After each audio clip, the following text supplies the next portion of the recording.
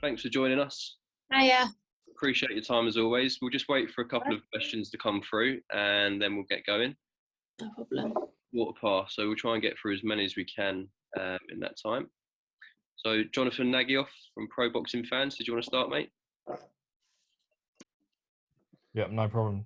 Hey Shannon, how you feeling? Hey, I'm good. How are you? Very well, thanks.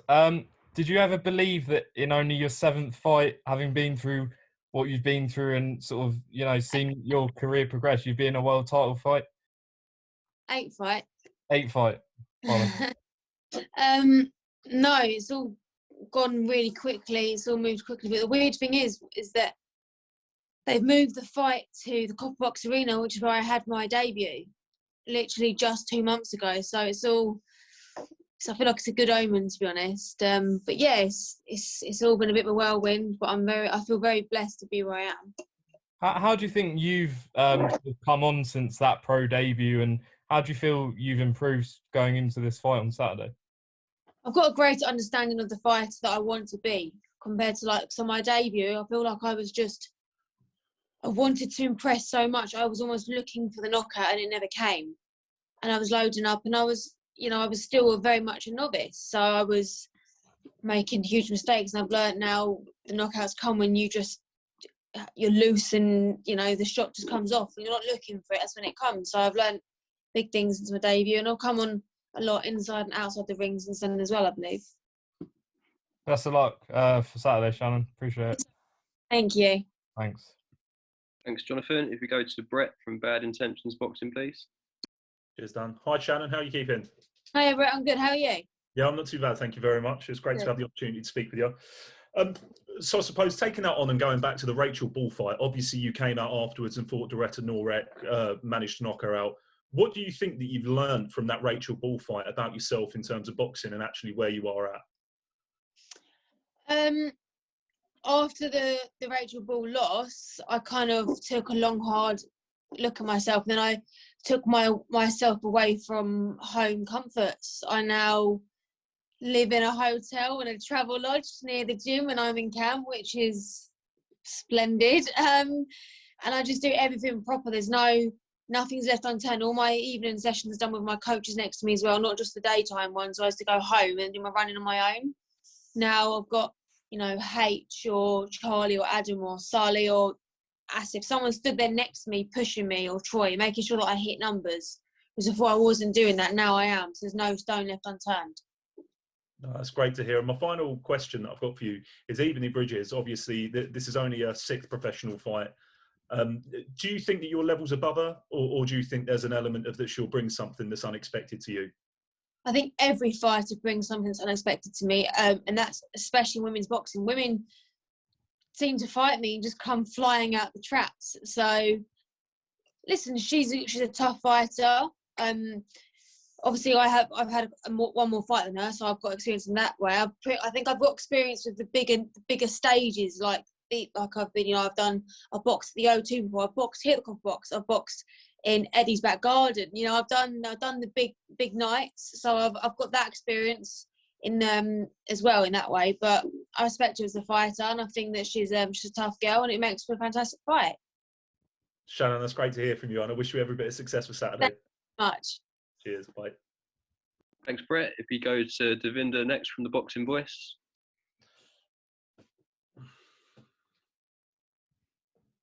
Cheers, Dan. Hey, Shannon, you okay? Hi, Devinder. How are you? I'm good. So, what have you seen of Ebanie Bridges so far in terms of 6 fights? There's only 6 fights there. Have you studied most of them? Sorry, Devinder, you're broken up. Can you say that again?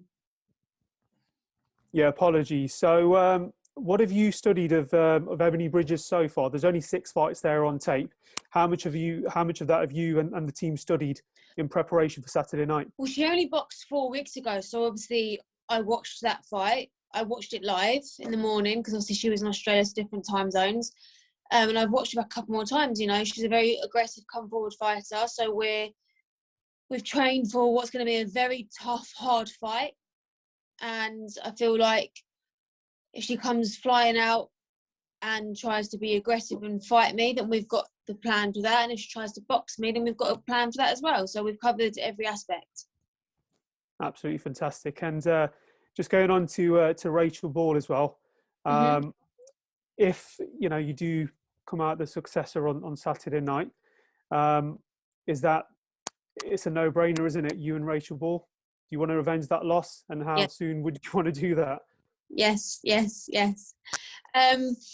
Obviously, this has been a long camp because there's been postponements. Firstly, because of COVID, and then Rachel again. I do send out my well wishes to her because she got COVID, so she obviously had to pull out the fight, and then Ebanie stepped in. So it's been a very long camp. So obviously after this fight, take some time out to just rejuvenate my mind, my body. So I'm back firing all cylinders. And the next fight that I want after this, when I win, God willing, become world champion, I want Rachel Ball. Brilliant. Best of luck to you on Saturday night and the team, and may the best lady win. Thank you. Okay, if you go to Ames next from Boxing News TV. Ames here for Boxing News TV. Pleasure to meet you, Shannon. How are you? Hi, Ames. I'm good. How are you? Yeah, not too bad. Shannon, as someone from Watford like yourself, I've been interested in following your career, your story.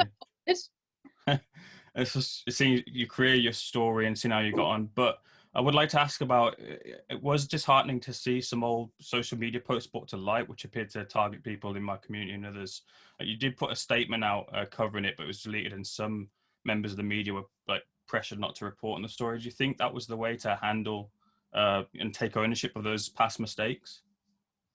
So some of the stuff that was actually put out wasn't me, it was Photoshop, but some of them were me, and I held my hands up. I can only ever apologise, and I think people that know me now and that knew me back then have seen that I am a different person. I've only ever grown. Who I was 8-9 years ago was a young-minded, ignorant, probably bit of an idiot, massive idiot young girl who didn't know anything about the world, who was drunk most of the time, who had a poor opinion. And now I'm well educated amongst all the things, especially associating with what was said, especially ones that weren't actually me that tweeted them, but because of it, I felt the need to educate myself even more. I'm surrounded by brilliant people now. I changed my life through God, and through God I found boxing, and it's now made me a better person for it. And I'm very lucky that I've managed to change my ways, and because of it, I'm now fighting for the world title because I managed to change my ways. And if that's not an example to anybody, that anybody can change their life, I don't know what is. Because I wake up every day and I count my lucky stars. I genuinely appreciate your openness and your response there. What would it then mean for you to win that title on Saturday? What's that feeling going to be like? It will just mean, I don't think I can put it into words, to be honest. It will mean everything for my family, especially my mum, to see me change my life the way that I have. She's so proud of me because of who I used to be and who I now am. So to be able to kind of come home with a world title and say that I've made you proud now, that would be mean everything. And just to work my side off every day, and I have done since I found boxing. So just to achieve my dream would mean more to me than anything you can imagine. There is a conversation about the fight in terms of how Ebanie Bridges is promoting herself. Do you have an opinion on the way female fighters should promote themselves in terms of furthering the sport? I said it before. I don't appreciate nor understand the way she tries to promote. I don't know whether it's this fight or just the way that she is, because I look at people like Katie Taylor that has done everything that she could to raise the bar to allow women like me to fight for a living, and to fight for these opportunities to become world champion. And I don't like it being almost disrespected by not talking about the box and talking about what someone's going to wear at a weigh-in. What someone wears doesn't define them. I'm a fighter and I'm also a fighting fan. So I want to talk about boxing, not out of boxing. Do you know what I mean? Mm-hmm. Thank you for your responses. I wish you all the best of the weekend. Thank you very much. No worries. Thanks, James. Go to Steve from Boxing UK, please. Hi, Shannon. It's Steve from Boxing UK. Hi, Steve. How are you? I'm all right, Shannon. Shannon, unless I've missed it, you've kept quite a relatively low profile this time around. Is that a conscious decision because of how important the fight is? Yeah, I'm just locked in, locked away, zoned in and focused. Nothing can deter my my focus right now, and I've just been working on myself, working hard behind closed doors, and hopefully Saturday night you'll see why. I think it's safe to say your opponent's been very public on social media. I genuinely, I don't know. I've heard she has. I don't see it. So, All right, just with the build up to this, is it largely pantomime, do you think, or is there a genuine friction there? I think there's a genuine friction there. Right, we'll move on. I just took a couple of the things that's been said regarding this fight. Ebanie said, I think the well-known quote that she said this time around is, "You're going to have a face like a smashed crab when she's finished with you." Have you got a response? And how's this fight going to go from your point of view, Shannon? I had a media outlet say that quote to me yesterday, and I've never heard. Is that like an Australian saying, a smashed crab? No idea. Right. Okay. Well, I don't really understand her analogy, but yeah, crack on, darling. You do you, and I do me. And how's it going to go, Shannon, from your point of view? I leave here Saturday night as a world champion. There you go. Best of luck at the weekend. Thank you so much. Take care. Okay, we go to Ron Lewis from Boxing Scene next, please. Hi, Shannon. Hiya. Hiya. With the way Ebanie does promote herself, does it bother you that, you know, you get, with this fight, you kind of get lumped in the same sort of thing, that people think, there are probably people out there who think the same of you as you know, she pushes herself forward. Do you think that undermines you? A little bit, because it's like I want people to talk about the fact that it's a fight. Do you know what I mean? I want to talk about the fact that we're two women boxing for a world title. You know, the magnitude of this is huge. It's a world title. Let's talk about that. I don't want to be talking about things that are so mediocre that don't actually matter. Could you imagine, let's be honest, could you imagine Marvin Hagler and Sugar Ray Leonard discussing what they're going to wear at the weigh-in and the press conference? Like, could you imagine that? It would just never happen. So, to me, I'm thinking, is that almost that she hasn't got much confidence in her boxing ability, that she feels the need to discuss that instead? But I'm also in the back of my mind thinking, she's doing all this talking to try and make me think that she's not focused, when I know she's focused. I know she's got her eye on the ball as well as much as I do. So I'm not reading into it too much at all, to be honest. I'm letting it fly over my head. And you touched on it a little bit, but before the ball fight, what sort of things were you, because I mean, you're down kind of 2 weight divisions now from where you were then. What sort of were you doing then that you're basically not doing now? No, I was always training only once at the gym with my coaches, and then I would drive home, and then it's a long drive to the gym every day, and then driving home every day, and then just trying to get your evening session in, whether it be sprints or whether it be weights. And I don't know much about weights neither.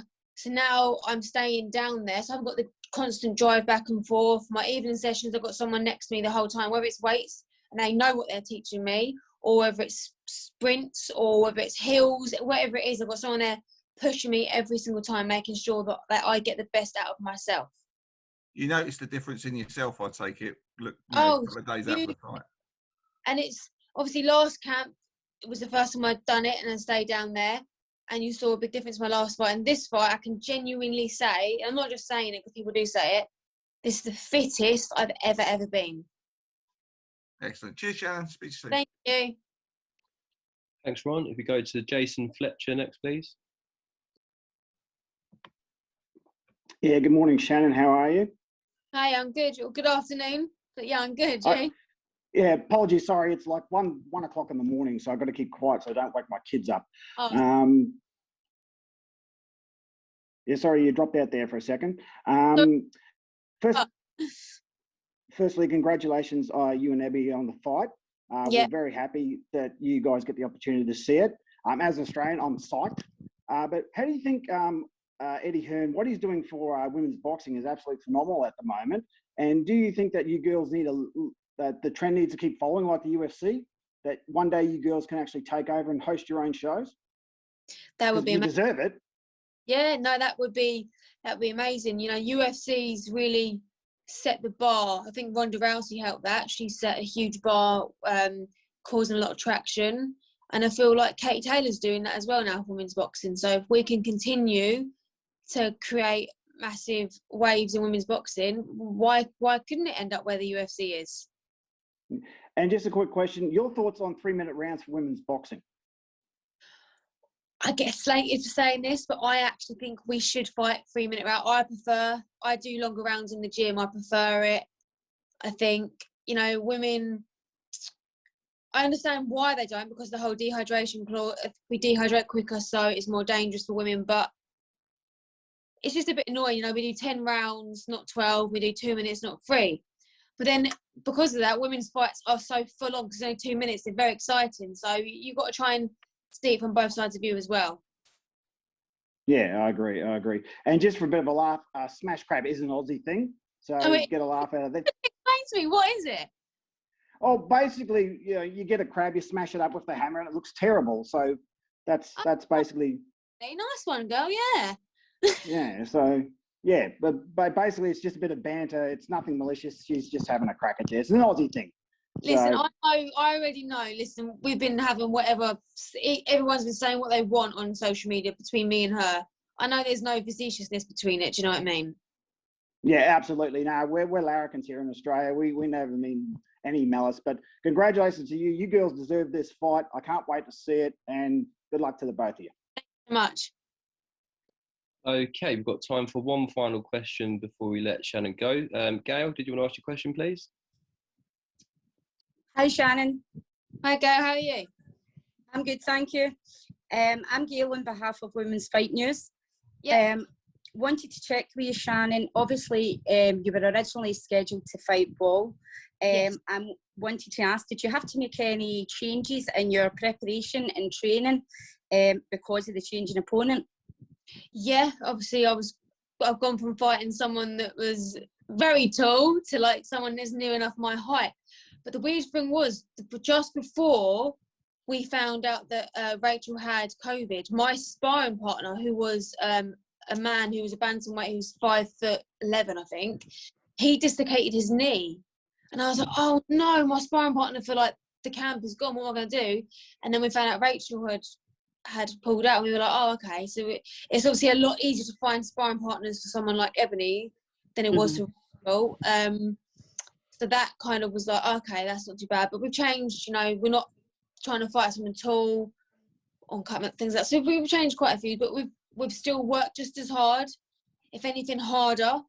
And I'm doing everything I can to make sure Saturday night I become world champion. Well, that leads me on to my next question, because what I was going to say, what makes you confident that on Saturday you're walking away as a world champion?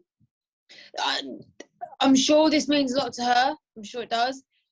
There's no way it means to her what it means to me. I have put my blood, sweat and tears into this camp, and there's nothing I want more. I've made a promise to my mum that I was going to become world champion this weekend, and I'm going to do it. And I'm so fired up. It means everything. And Saturday night, I will not be denied. Brilliant. I wish you the best of luck, and I can't wait to see you fight. Thank you. Thank you.